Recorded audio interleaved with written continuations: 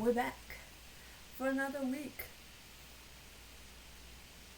of kicking the hacks.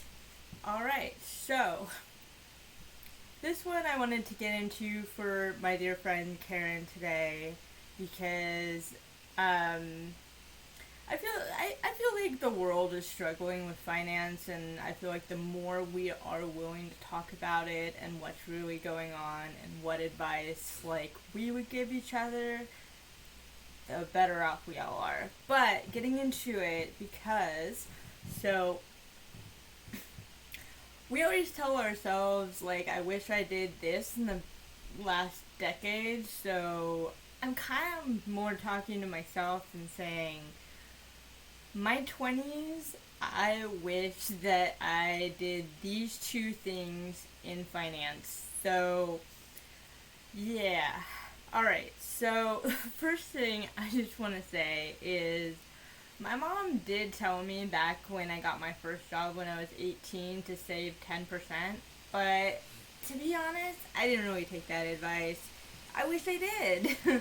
um, ever, I think since I heard recently to save 20% and kind of got my life a little more together, it's really helped me out when things have just gone wrong. Because you know that saying, when it rains, it pours? Yeah, it does. It's just like everything all at once. I don't know what it is. It's voodoo. It's just a thing. So, yeah.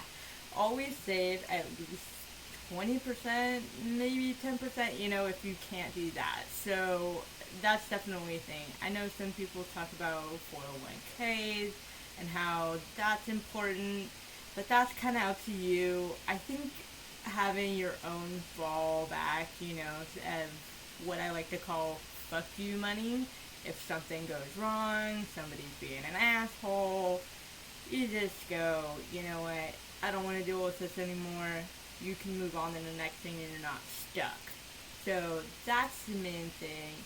And then getting into the next one is kind of a follow-up from a video I previously did about how Jeff Bezos became the richest man in the world.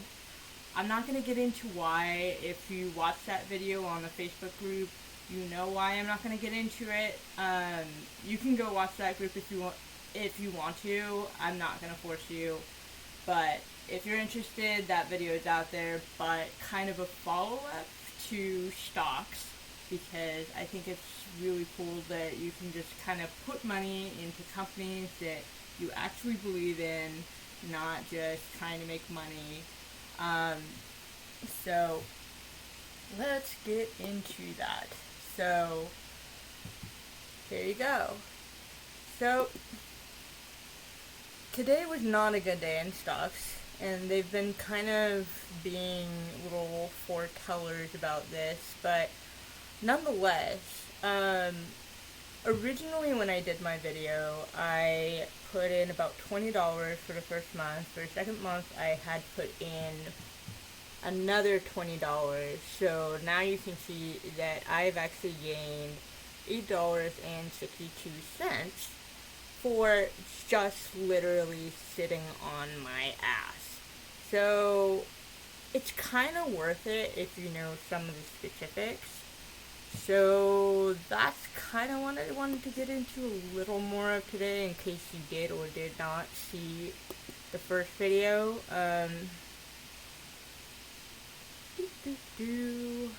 So Zoom has been a huge uptrend since I got it, and has been my big moneymaker, because they've been diversifying not only in videos, obviously, and doing video kind of stuff. They've also been doing office work, programming, that kind of thing. So they're kind of competing with another one of my stocks, which is actually Salesforce. They haven't been doing as well since I bought them in the last couple of months, but they are let's see here. Can I get this? Yeah, they're still making some money with this. So I haven't put too much money into stocks at this point, but it's still giving me kind of a reason to keep going, because even though everyone's like doomsday, da da da, every time I think that this stock's gonna be really, really, really, really bad, it really only drops about 1 day's worth of like money. It's not that much. And as you can see here, I've put a lot of money into mostly technology, which has a lot of good uptrend, but I doesn't have a lot of good dividends. So that's why I have like Lowe's, Home Depot, um, some other stuff, Conagra, to kind of diversify it so that I am not stuck just having an uptrend and hoping that technology will keep going up with all of the stuff going on with Google and Facebook, as far as antitrust that's going on. I'm not totally dependent upon it. I do think that, for example, Target is really great because they're, how do I put it? They've been very on the on the edge as far as like what shopping should be. So you can go to the store and pick up your order no matter what store you go to.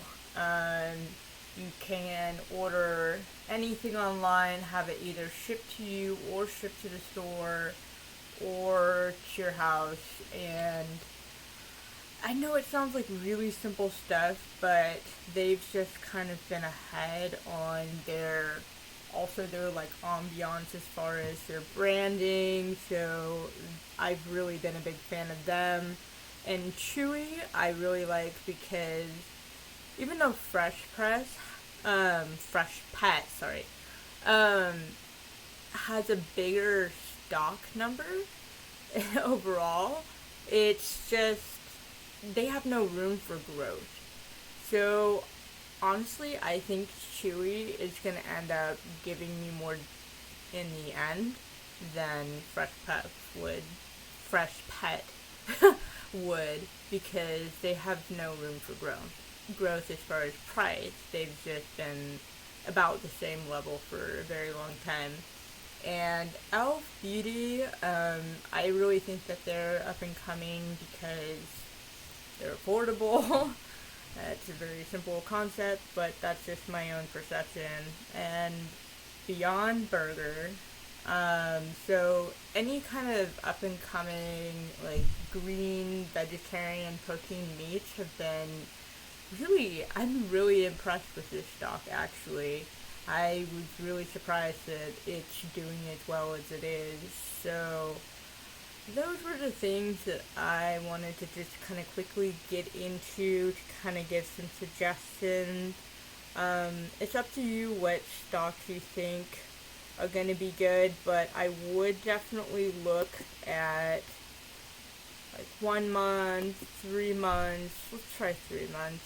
Actually, no, wait. Let's look at real.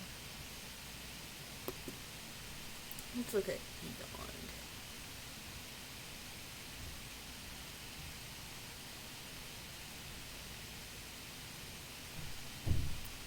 So in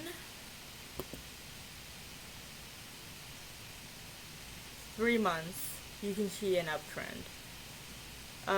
If you maybe some stocks you'll see like a 1 year uptrend and you know that it's gonna take a lot longer.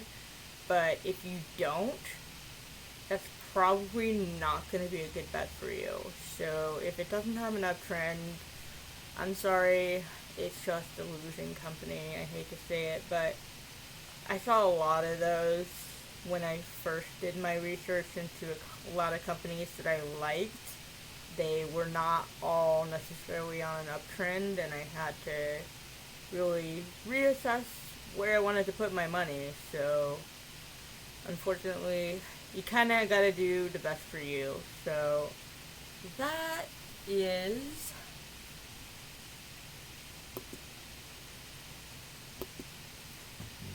pretty much my video for